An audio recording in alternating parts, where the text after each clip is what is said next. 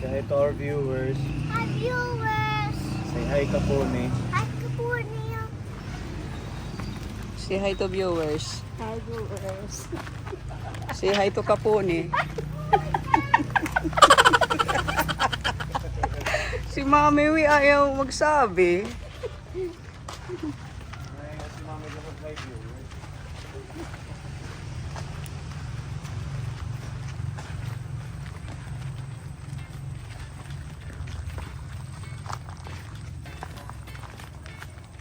Sinapuan.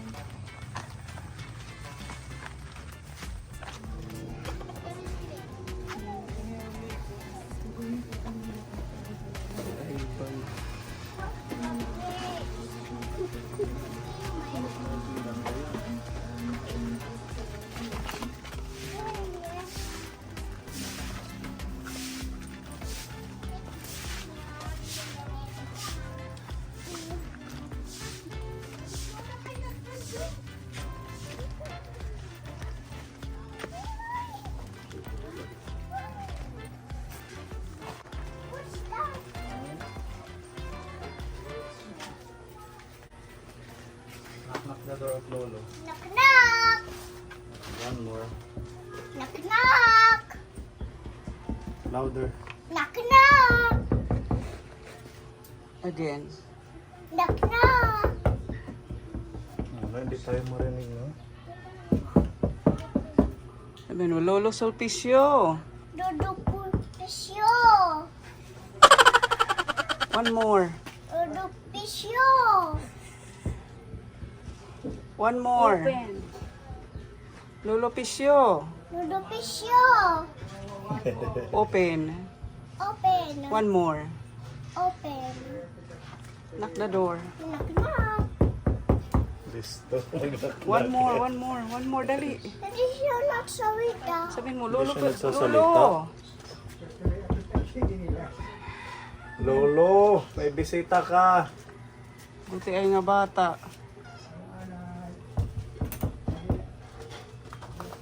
Dodo! Open. Apa yung kulap? Kumusta tatay? Papasok kami.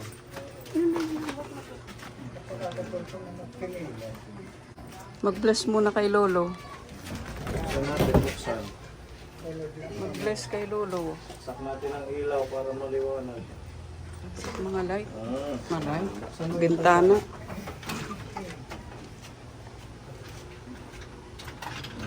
okay na. Mag-bless kay Lolo muna, mag-bless. Bless kay Lolo.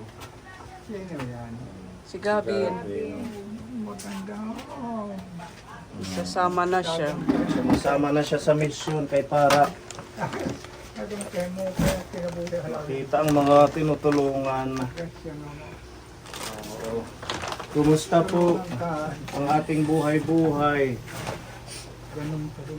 Sobrang init dito. Dapat bubuksan mo lagi ang bintana. Ayan. Kumusta na? Anong balita sa inyo? Okay naman ang kalusugan ninyo? Okay lang naman. Okay naman. Say hi to Lolo. Okay na yung gamot mo na iniinom? Hmm? Parang hindi yata maano yung hindi ka hindi hayang ang dugo ko dyan.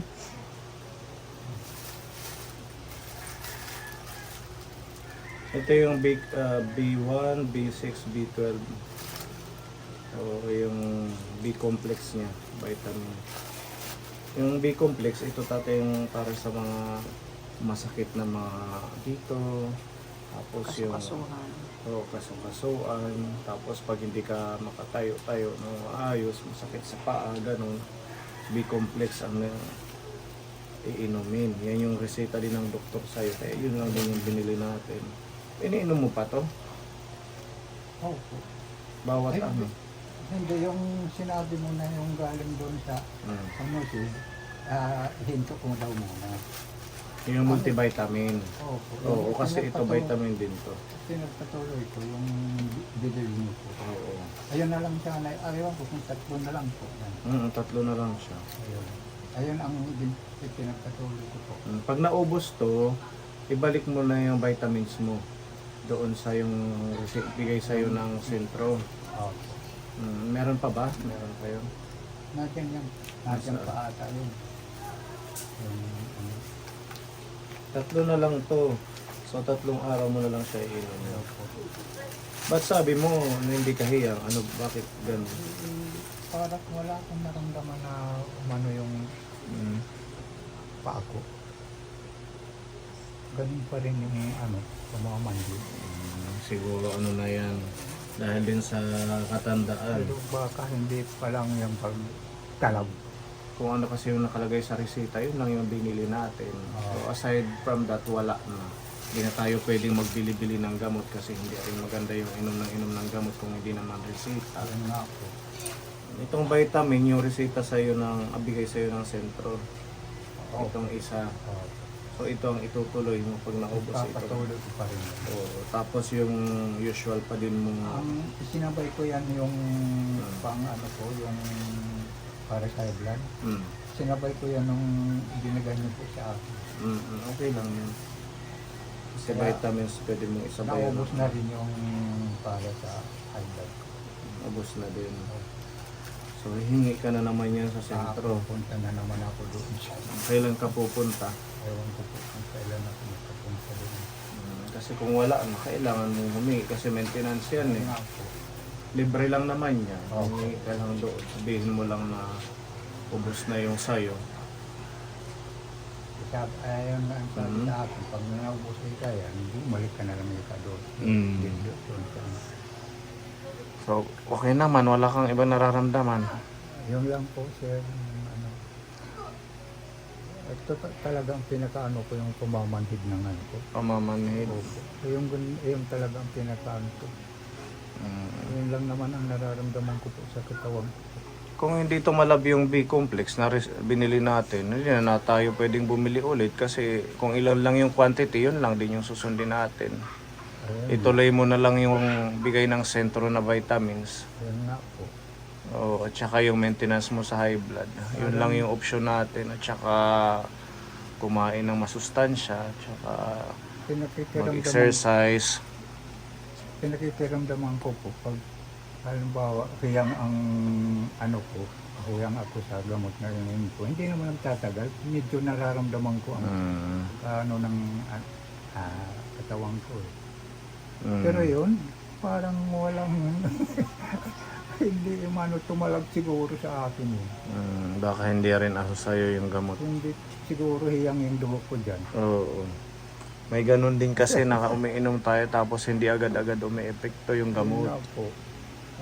Pero yun naman, at least sinubukan mo. Yun naman kasi ang nakalagay sa resita. Opo. Pinagpatuloy ko rin po dahil hanggat maubos yan. Dadalhin ko sa iyo yung yung BP, yung pang BP. Digital blood pressure checker at saka yung oximeter.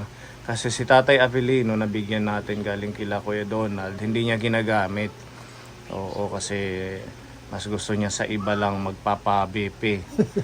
Kaya dadalhin ko sa iyo, kukunin ko mamaya para total magagamit mo. Kasi ikaw naman hindi ka makapagpa-BP sa iba. At least ikaw, pipindutin mo lang yon, meron siyang option na kahit ikaw lang. Kahit tapos, ako lang mag-isa. Oo. Pero ang hirap Ipapabasa mo lang dito sa anak mo kung ilan yung magiging resulta ng BP mo. No? Sa'yo ko na lang ibibigay kaysa nakatago lang sa bahay niya, hindi niya ginagamit. Okay naman yung katawan mo.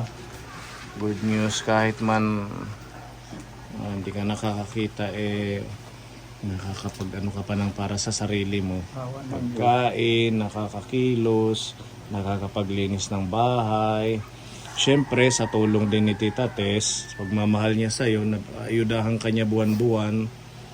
Kaya sobrang malaking blessing na nandito si Tita Tess sa ating channel dahil nabibigyan kayo dahil wala man tayong ibang pundo kundi yung galing lang din sa kanya. Tsaka kung meron man iba, hindi siya regular na kagaya ng ginagawa ni Tita Tess sa'yo na buwan-buwan kang bibigyan ng 2,000 peso na groceries. Kaya magpalakas at saka magpaano ka, tawag dito, makipagbati-bati ka sa mga anak mo, tatay, no? Tama na yung hidwaan ninyo kasi nagpupunta ka sa bahay, nagkukwento ka related sa sitwasyon mo dito sa mga anak mo. Unang-una, bago mo ikwento sa mga kung sino pa man, diyan mismo sa mga anak mo, mag-usap-usap kayo. Kasi walang ibang mga kalutas yan, kundi kayo dito. Dito, kayong mga pamilya mo, mga anak mo. Kung magkukwento ka sa iba ng against sa kanila, syempre, magagalit sila sa'yo. Pinatira ka na nga dito, tapos magkukwento ko pa ng hindi maganda sa kanila. Pag-usapan nyo. Diba, kaya ka nandito. Kaya ka nandito dahil sa kanila pinatira ka. Wala kang ibang lilipatan eh. Magpakumbaba tayo dahil tayo yung may kailangan sa ating mga anak. Mamaya magagalit sa amin sila Ate Shirley, yung anak mo, dahil nagpupunta ka sa bahay para magkwento ng kung ano-ano kila Pepa.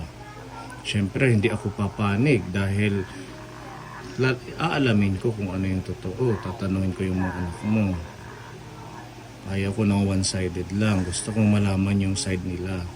Kaya kung meron man kayong hindi pagkakaunawaan, matagal ko nang sinasabi sa'yo, makipagbati ka. Diba? Kasi tayo, lalo na ikaw, meron kang pagkukulang talaga sa kanila. Kaya pasalamat ka na lang na naaalalayan ka pa nila. Hindi yung kunting ano mo lang, ayaw sa kanila, ikikwento mo sa ibang tao. Kaya tinanong si Pepa dito ni Shirley, nagchismis ka na naman doon kila Sir Pony. Oo, di ba hindi maganda? Kasi mga anak mo yan, wag mo nang hanggat maaari ikaw yung magulang. Ikaw dapat yung mas uunawa sa mga anak mo. Hindi yung kailangan mo pang ikwento or magsalita ng against sa mga anak mo. Talagang hindi ka nila mamahalin. Buksan nyo na po yung puso nyo sa pagmamahal. Hindi yung lalagyan nyo ng boundaries or gap yung mga anak mo. Hindi ka nila pupuntahan dito. Hindi ka nila intindihin kung ayaw mong makipag-ayos sa kanila. Dapat ito nga, open lang to dapat. Di ba, Mamili? Para lalabas ka lang dyan. Andyan yung mga apo mo, naglalaro. Ayos ka, makipag-usap, makipag-banding. Hindi yung sarili mo, inaano mo dito, kinukulong mo. Huwag kang mahiya kung ano yung wala ka, sabihin mo sa kanila. Kung wala sila, kung hindi nila kayang ibigay, sasabihin man nila yun na wala tatay. At sinubukan mo. Huwag mo pilitin na sasarilinin mo lahat, tapos hindi mo naman pala kaya. Mahirap yung mag-isa. Tapos nandito yung mga anak mo, hindi kayo okay. Diba? Ulit-ulit ko yung sinasabi sa'yo. Kaya ka napunta dito dahil pinayagan ka ng anak mo na patirahin sa lupa nila.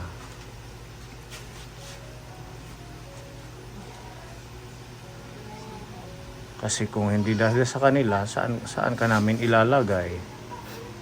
Hindi naman tayo pwedeng umasa din sa mga nagbibigay kasi hindi yan lagi. Hindi yan permi na bawat mo may magbibigay. Diba? Isipin mo lagi yung pagmamahal sa kapwa. Isipin mo yung pagmamahal sa mga anak. Magpapasko, kala ko okay kayo dito. Ikaw pala yung umiiwas, ikaw pala yung ayaw makipag-ayos sa mga anak mo. Huwag mo silang sisihin kung bakit ganyan yung puso nila sa'yo ngayon. Dahil ikaw noon pa, iniwan mo sila, meron kang pagkukulang. Baka magulat ako, paalisin ka nila dito dahil sa ginagawa mo.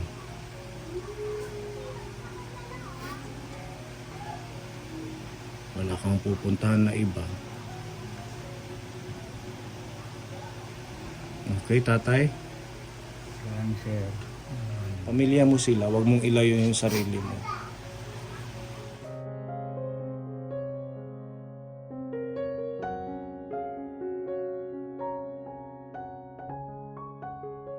mag-ingat ka, tsaka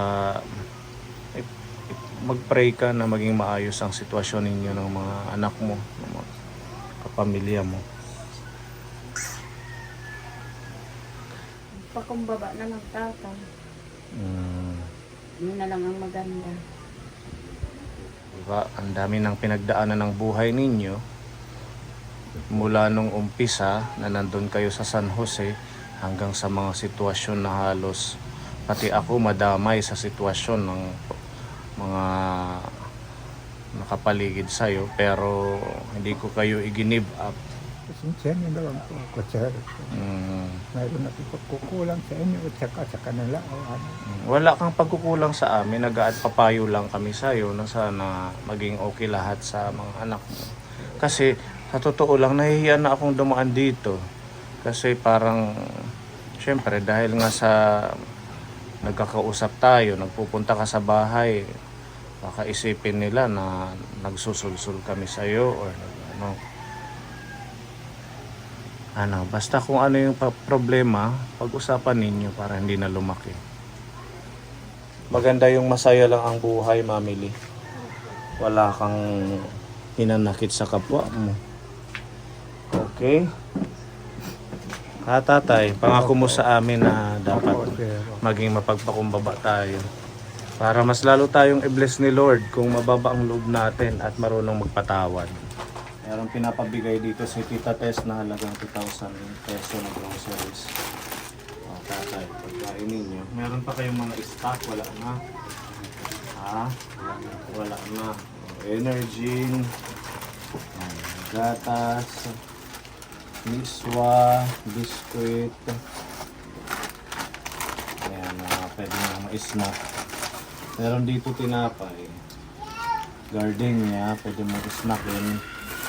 Tapos, asan yung ating palaman? Ito. Oh, palaman ng tinapay. Ayan. Okay, madami ito tatay. Pagmamahal ni Tita Tess, may noodles. Tsaka, ito may mga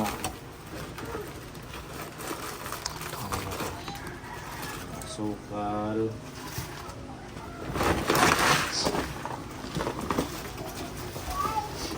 Ayan natin dyan. Makakain niyo po ito.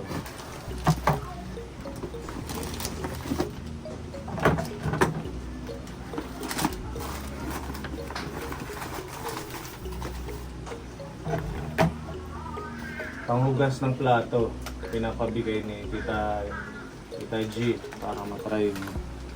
Ay, pero Opo, yan yung ating business ngayon. Kasakaling may mag-order dito, yung anak mo, pwedeng ibenta mo para meron tayong income. Yan, yung mga pagkain. Tapos meron tayong bigas. Patay, 10 kilo ito. Kasama yan sa bigay ni Tita Tess. maraming salamat po. Maraming salamat po, Tita Tess. Tumulong sa akin. Hindi mo na naman sa akin ngayon. Walang katapusan po. Salamat ko po, Tita Tess, naman. Ano mo sa akin.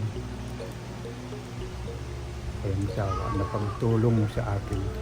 Meron dito gatas na pinapabigay si Tita Mel, ang ating Ensure Complete, para mas lalo kayong lumakas. O tatay, yan yung inumin nyo pag kahit isang beses lang sa umaga, sa bawat araw, sa umaga or sa hapon. Ayun nga lang po naman na pag-ano ko sa umaga lang naman po ako gumagamit. Para mas importante naman nakakainom tayo para matipid mo siya hanggang 1 buwan. Kasi kung iinumin mo siya ng umaga, tanghali, gabi, ilang araw lang mauubos ka agad. Ay, hindi ko ginagawa po yun. Sa umaga lang po ako gumagamit. Iba maano, umiinom ng gatas. Importante naman, meron tayong ensure na nakakadagdag ng lakas sa ating katawan. Meron naman ibang timplahin dyan, kagaya neto, yung Birch Tree, pang alternate mo sa pag-inom ng gatas. Minsan Tsaka ang yung iba ginagawa pa. ko na lang, po, sir. Minsan na umaano lang ako ng kaunti dito, hinahalo ko na lang sa pagkakape ko po. Pwede rin yan, oo. Pwede rin lagay mo sa kanin, o pinakaulam na din. Yun na Thank lang you muna kay ginagawa Tita ko. Mel. Maraming salamat po, Tita Mel, na mayroon na naman ako unsur ng gatas. Dahil ikaw ang sumusuporta sa amin sa tulad sa aking mga matatanda. Kaya maraming salamat po, Tita Mel, sa mga tulong mo sa mga matatanda at pag-ingat ka lang po kung saan ka man naroroon. Mas lalo kaming magiging masaya kasama si Tita Mel at saka si Tita Tess kung magkakaayos kayo ng mga anak mo. Kung makikita namin na nag-uusap-usap kayo. Ano? Opo. Kasi kung ganyan lang, parang wala. Nabubuhay lang tayo sa puot, sa galit, sa lungkot. Kung hindi tayo makikipag-ayos. Ano tatay, sana makita namin yun sa'yo na ikaw yung gumagawa ng paraan. Subukan mo, wala namang mawawala sa'yo. Tatay ka nila, ama ka, dapat ikaw yung mas makaintindi. Malaki na ang kahiyaan sa inyo, pero sa mga tulong mo sa akin. Malaking ano mo sa kung hindi katulad sa ito, Sir Polo, hindi marami na sponsorin makakapagbigay sa akin ng ganito kundi galing sa inyo. Mas madami pa yan kung mas bubuksan natin ang puso natin na maging mapagpakumbaba. Wala din katapusan. Pakikisalamat ko po sa inyo, Sir. Sa inyo ang mga sumasama sa akin dito. Tumutulong. Walang Oh, sige tatay, babalikan ka na lang namin ulit sa susunod na buwan. Ayun, basta ganun na lang. Maging ano lang tayo, Sir. mapagpatawad. Yan. Maraming salamat Tita Tess sa pagmamahal at kay Tita Mel sa napakagandang gatas ng mga senior natin. No? Talagang ito pa lang solid na napagmamahal ni Tita Mel. Opo. Kaya napakaswerte ninyo dahil mapalad kayo na meron nagbibigay ng insure. Sabi ko nga kay Mami Lee, pag kami ang tumanda, hindi namin alam kung may magbibigay sa amin. Kaya yan pa lang dapat ipagpasalamat natin sa ating Diyos. Yes, Yan. tatay. O sige, nga din na kami tatay ha. Basta ganun na lang. Maraming salamat po. Walang ano man. Ingat na lang po kayo.